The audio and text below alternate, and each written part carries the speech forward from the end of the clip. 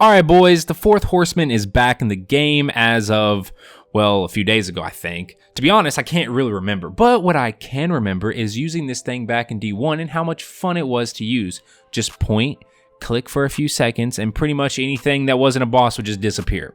So when I saw its return in Destiny 2, I literally did not care whatsoever. Or at least that's what I would say if I was a cuck lord that only used the most meta things in the game. That's totally not me, alright? Totally not me. So after I got my hands on it, I thought, why not come up with a loadout that will not only make this thing viable, but good? And that's exactly what I did. So today Papa MyFi, am going to go over the best PvE loadout you can use that features the Fourth Horseman as its exotic. But you know the drill, okay? If you're new and only if you enjoy the videos or have ever found them useful, then be sure to subscribe. Also, my Twitter, please follow it.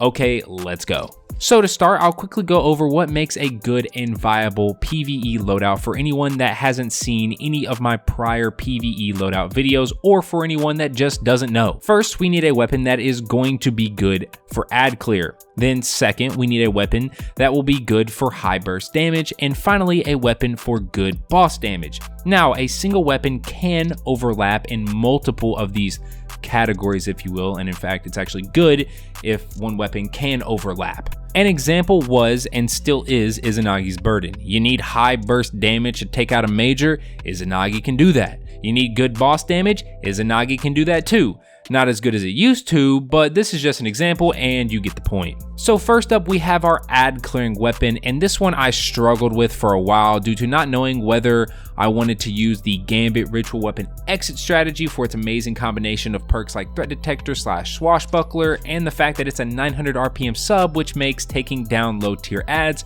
cake. Or if I wanted to use an auto rifle, because remember, they did just get buffed, but then it hit me, right? I had a epiphany. Is that the word, right? Epiphany? I think that's the word. Why not use the new 7th Seraph Carbine auto rifle in combination with the build I posted a few days ago that takes full advantage of the ad clearing potential that Warmind cells have?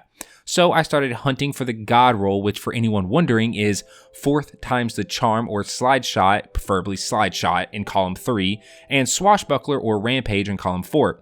I ended up getting a 4th times the charm / rampage roll, and I started using it, and well, to be honest, it felt very lackluster in the whole ad clearing department. It just felt like I was shooting low tier ads so many times and they just weren't dying as fast as I wanted them to. So I ended up switching over to the exit strategy, and it felt as great as I thought it would. Low tier ads vanish right in front of you, and once you get ×5 swashbuckler, well, taking out a massive group of them is like nothing ever happened.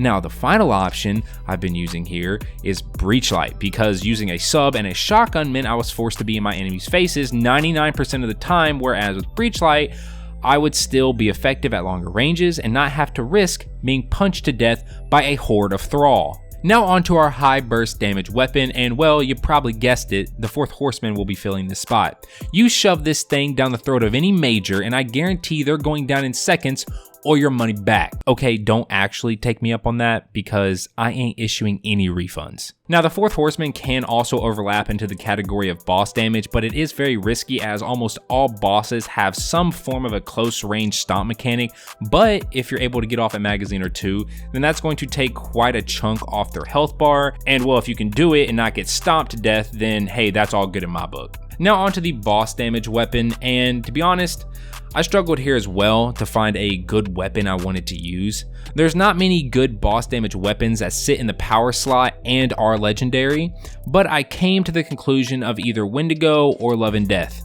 If you have a God roll Love and Death, which for anyone wondering is Spike Nades in column 2, Field Prep in column 3, and Full Court in column 4, you won't find a problem doing boss damage, but if you're like me and you've gotten hundreds of Love and Death rolls, but none of them are the God roll, then Wendigo is your second best option. Now hold up, I'm not saying Love and Death is better than Wendigo in every situation, but rather in pure boss damage potential.